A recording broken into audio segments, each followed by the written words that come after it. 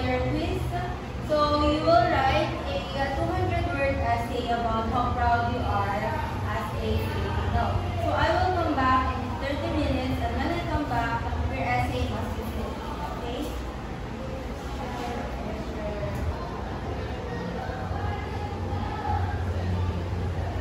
Proud? Paano proud? Nakita niyo ba yung mga Koreano at Koreana?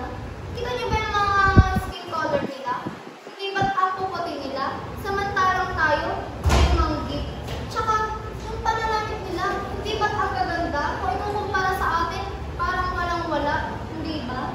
Kaya nga eh. Tapos yung mga Amerikano, ang tatangkat at katama sa nila, samantalang tayo.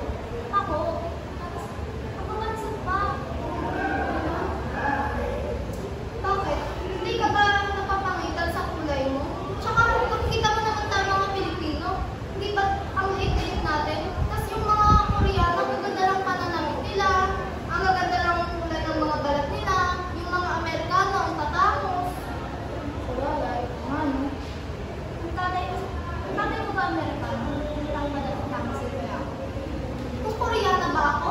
Kaputi siguro din ako, no? Tsaka maganda rin siguro yung pananamit ko.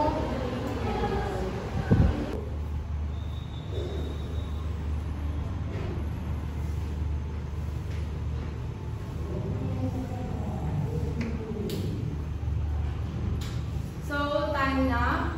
Tapos na ba kayo sa mga essay ninyo? Yes, teacher. So, please pass your papers forward. Paharap ng quietly.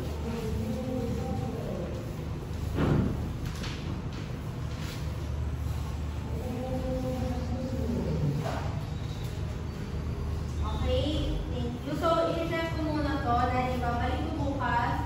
So, for now, Mrs. Miss, mag-recess naman. Yun lang. Cheers. Uy, hindi mo ba yung pinag-uusapan ng tatlo kanina? Ano yun?